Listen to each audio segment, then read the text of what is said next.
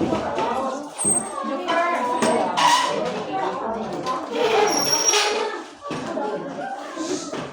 na? Okay lang sir, sige lang sir. Ako yan po, good afternoon, sir ha. Bata lang mo. Yes sir. Hoy, wala na energy. Wait lang. Wait lang. Wait lang, Joker.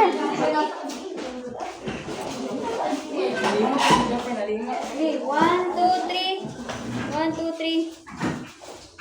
Okay, good afternoon, students!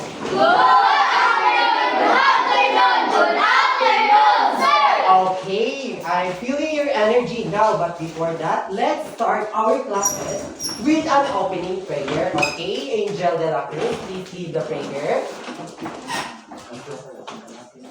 To the Lord of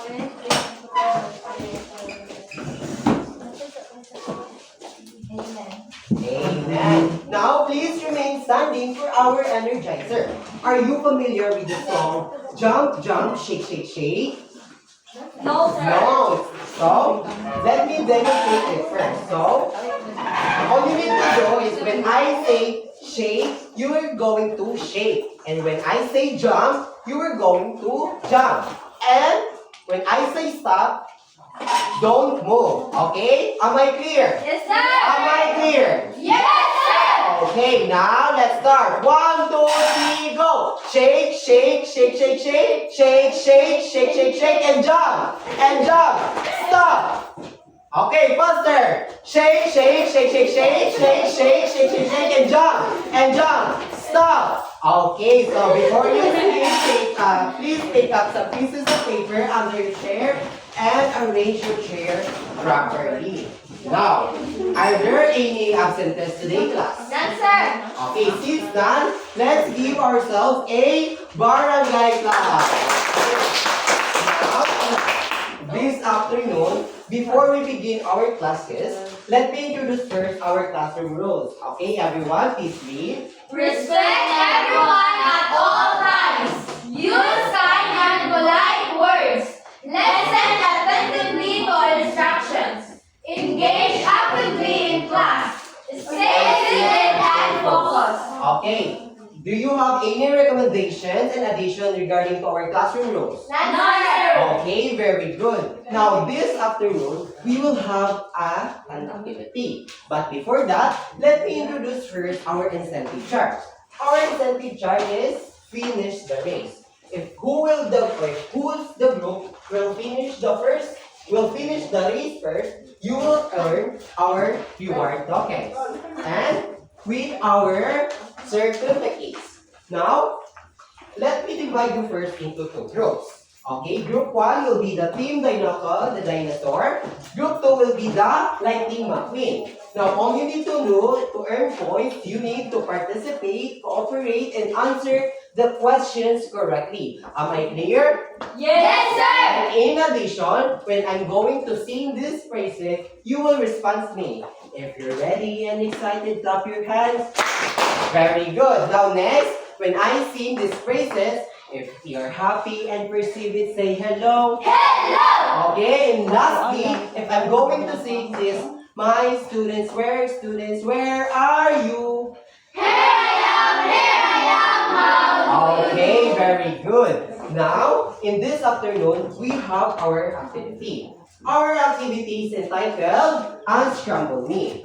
So as you can see here, there is a scrambled letter here. All you need to do is to arrange the scrambled letters in order to form a correct answer. And as you observe, there is a statement, boxes, and clue below the boxes. Now, if you're ready and excited, clap your hands.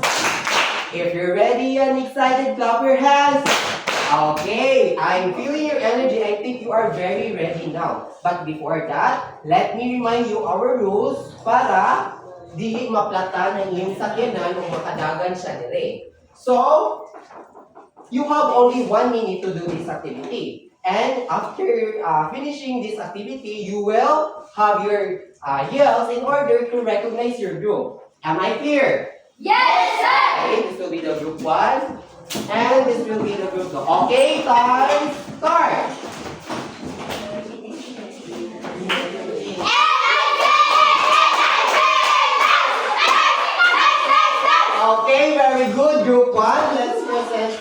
correct your answer here in front.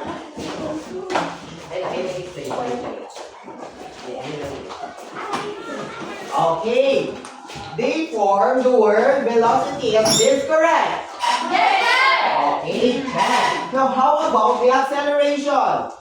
Yes, sir. Is this correct? Yes, Okay, very good. Now, let's give the group 1 a what? A bongga clap. Okay, are you familiar with this? No, sir. Okay, 1, 2, 3, 1, 2, 3, bonga, bonga, bonga. Okay, everyone. 1, 2, 3, 1, 2, 3, bonga, bonga, bonga. Okay, group 2. Okay, now they form a word time. Is this correct? Yes, Okay, correct. Now, how about slow? Correct. Correct. How about graph? Correct. Now, let's give the group 2 a wow, wow, wow clap. Are you familiar with this clap? No, sir. Okay, 1, 2, 3, 1, 2, 3, wow, wow, wow, wow. Okay, stand. 1, 2, 3, go. 1, 2, 3, 1, 2, 3, wow, wow, wow. Very good. Now, since all of the group get the correct answer, you will earn a 25 points. Now, group 1, yay, 25 points. How about the group 2? Also 25. It's a tie. Now, are you enjoying our activity in this afternoon? Yes, sir. Are you enjoying? Yes, sir. Hey students, where are you?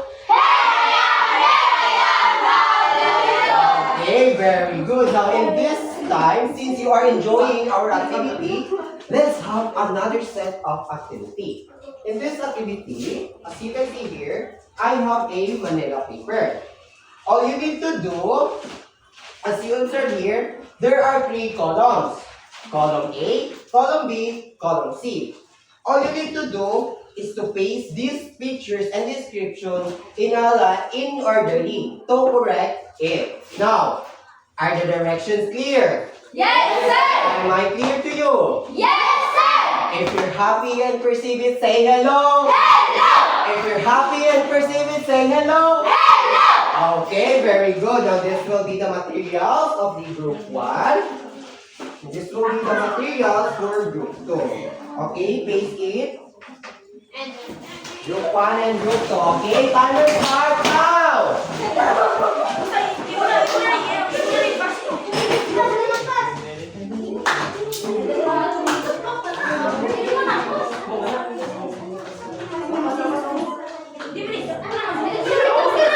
Okay.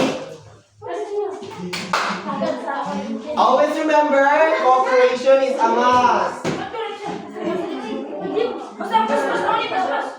Almost time. Almost time.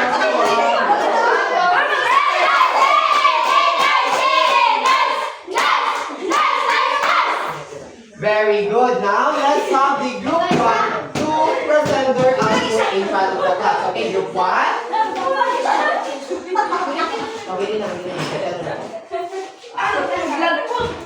Okay, in the column A, the picture of car is fast and slow. Do you think that the graph is correct? Correct. Now, the rate of, okay, correct. Now, the second picture. Correct. The graph, correct.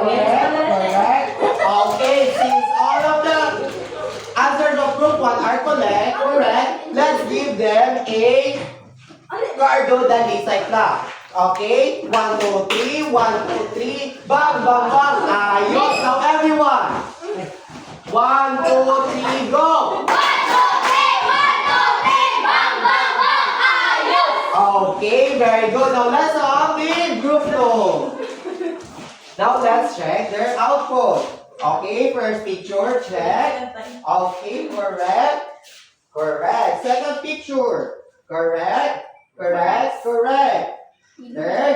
correct. Okay, since all of the answers of group 2 are correct, let's give them a Vice Ganda clap. 1, 2, 3, 1, 2, 3. Nice ganda. Okay, everyone. 1, 2, 3, 1, 2, 3, nice ganda. Okay, since all the correct answers, you will earn a 45 points each group. Now, group 1 will earn 45. Yay! Okay, 60. How about the group 2? Also got a 45 points. Yay! It's a tie again. Now, are you enjoying our activity? Yes, sir! Are you enjoying? Yes, sir! Okay, but before another set of activity, let's, what do you think is our topic today? Okay, Miss Mary I Rose. think our topic for today is all about velocity time. Okay, that's right. Our topic today is all about velocity time graph. Okay, please read everyone. Velocity time graph. Okay, before we proceed to our activity, let's have our learning objectives. Okay, please read everyone. At the end of the lesson, the students will be able to demonstrate the velocity time graph of motion with uniform and non-uniform acceleration. Create a velocity time graph that illustrates each axis with appropriate units, quantities, and its titles, and appreciate the use of graphs and understanding motion in everyday life. Okay, do you think that we can attain our learning objectives? Yes, sir! Okay, we should attain our learning objectives to ensure smooth learning in this afternoon. Hey students, where are you? Here I am, how do you do? Okay, this time we have another set of activity. What do you think is our activity in this afternoon? Okay, our activity is entitled Match Me Up. I know, plot me and align me. As you can see here, there is a two table. All you need to do is to plot the velocity and time in this graph. What do you call by this? Graph. A graph paper. Okay, nice. Now, x-axis will be the time and y-axis will be the velocity. Now, am I clear? Yes, Am I understood? Yes, sir! If you're happy and perceive it, say hello. Hello! If you're happy and perceive it, say hello. Hello! Okay, that's great. Now, this is the materials of group 1 and this will be the materials of group 2. Timer, start now.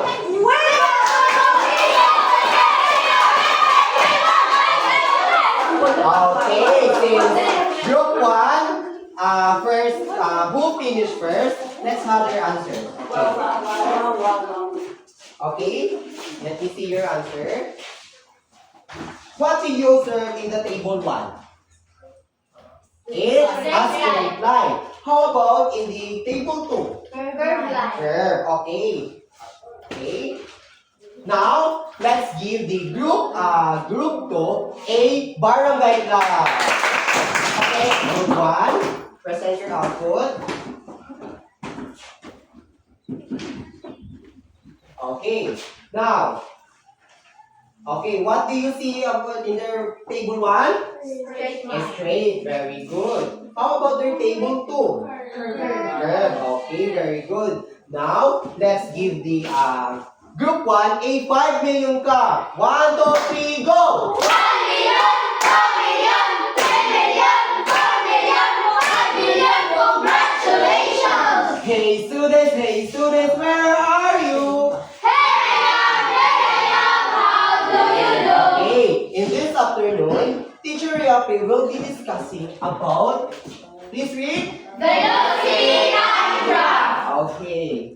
Okay, so good afternoon, class. Good afternoon, ma'am. Now, how are you today? We're fine, thank you. And you? Now, are you excited to know what is velocity time graph? Yes, ma'am. Okay, so take your seat.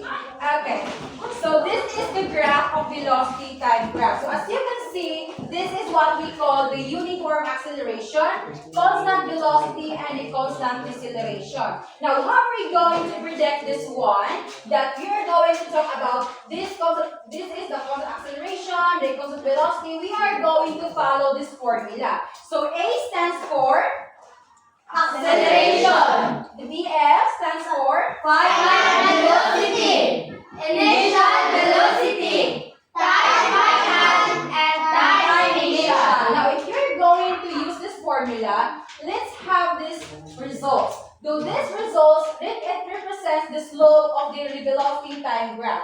For the slope 1, we have the 0.5 until the third slope. And then we have here the 0, which is the 4 and 5th and 6th slope. And we also have the negative 0.5, 0.5 here in the deceleration. Now, why do you think the negative 0.5 man siya ang dapat dire? It's because it decrease or decrease? Decrease. Yes, in decrease. Now, give me example, a real life example about this velocity time graph. If we really relate to the real life situation. So it's like you are riding a Bike. bike. What else? Sakyanan. How about Ferris wheel? Yes, Ferris wheel, because there is slowing down, speeding up, and stop. And that is what we call that is one example of the real life situations in the velocity time graph.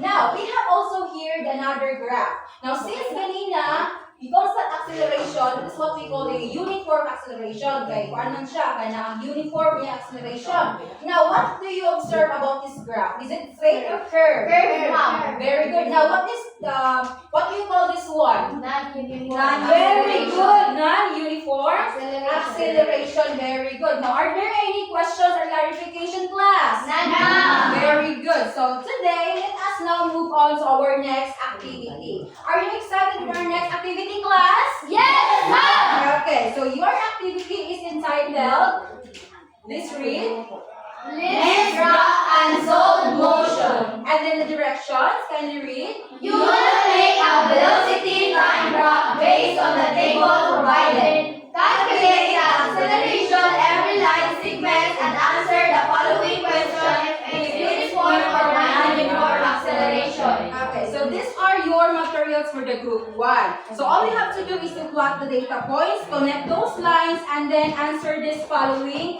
questions. Okay, the questions are already given there. Okay, so for the group 1, we have this. So the first group to present will have claps lang. Joke lang. Sige. This is for the group 1 and this is for the group 2. Okay, you may start now. And select representative later if you are already done answering. Okay.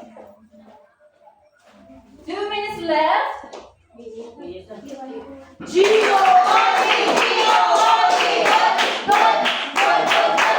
Okay, so how about the group 2? Okay, so since the group 1 finished first, you will be the one to present first in front. How about the group 2? Are you done? Okay, very good. Okay, group 1, present your answer and then later on we will check the paper.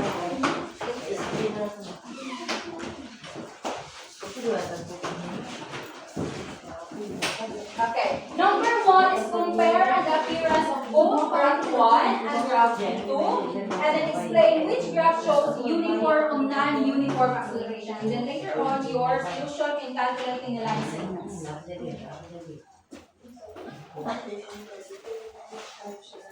This is uniform acceleration, guys. Line motion. And then this is the non-uniform type. Non-uniform type, pa-curve man ang iyahang pag-line sa graph. And then, so that table 1 is slope is equal to 2 meter per second squared, and then the second is negative 1 meter per second squared, and then the slope is equal, third is the third is slope is equal to 5 meter per second squared, and then the last is second, and the last is negative 2 meter per second squared. And then the table 2, which shows the table 2 is the curve. So the table 2, this is the table 2. Then the table 2 shows that slope is equal to 5 meter per second squared, and then the secant is negative. The secant is 5 meter per second squared, and then the third is slope is equal to 5 meters per second squared, and the last is 5 meter per second squared. So that's all. Okay, very good. So let's give a round of applause to Group 1.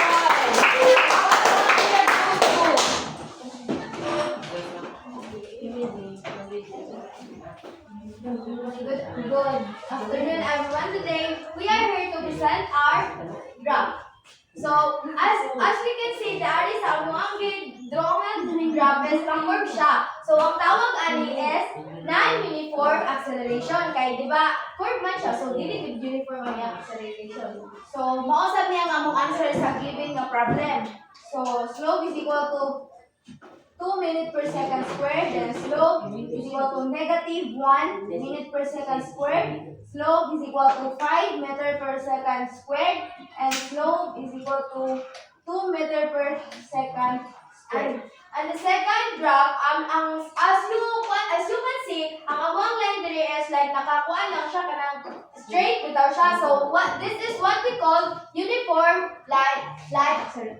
uniform acceleration. So mausap niya ang amo ang answer sa given problem dira sa table 2. So slope is equal to 5 minutes per second squared. Slope is equal to 5 minutes per second squared, and slope is equal to 5 minutes per second squared. That's all.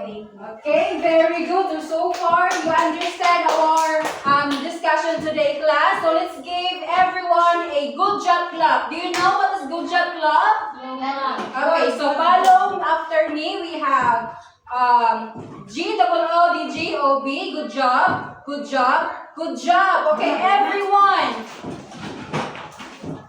Negative. Doon tatanan ha, wala na po na. Sige. 1, 2, 3, go! GOODGOB. Good job! Good job! Good job! Okay, so now, I will going to check your understanding based on our discussion.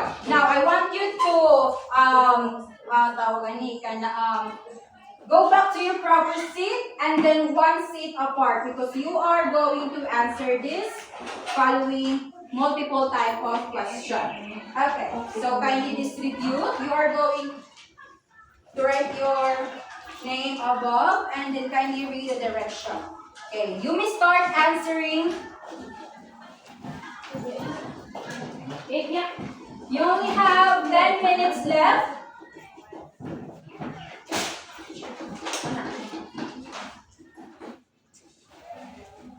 Are you done? Yes. Okay, so kindly forward your paper.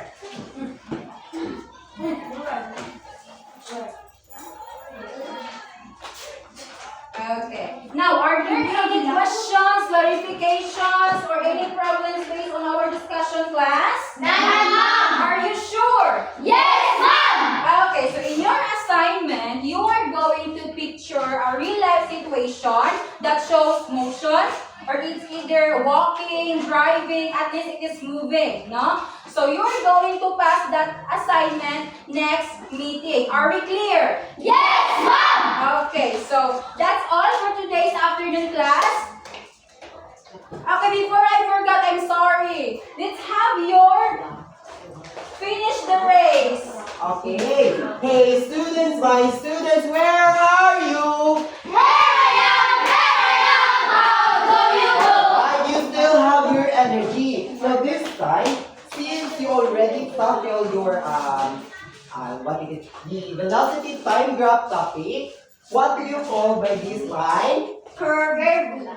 Straight line. So it is a uniform. Uniform acceleration. Very good. Now how about this? Curve. Curved line. It is a Non-uniform acceleration. very good. Now let's go back to our incentive charge, which is finish the first.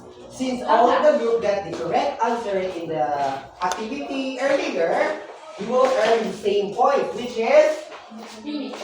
10 points. Okay, group 1. Yay! Finish. And group 2. Yay! Finish. So it's a tie. Now, since you are a tie, let's give ourselves a boom galing clap. 1, 2, 3, 1, 2, 3, boom! Galing! Boom, boom, galing, galing! Everyone! 1, 2, 3, go! 1, 2, 3, boom! Galing! Boom, boom, galing, galing! Very good. Now, are there any clarifications and questions about our topic? None, sir! Okay, since none, goodbye class. Go!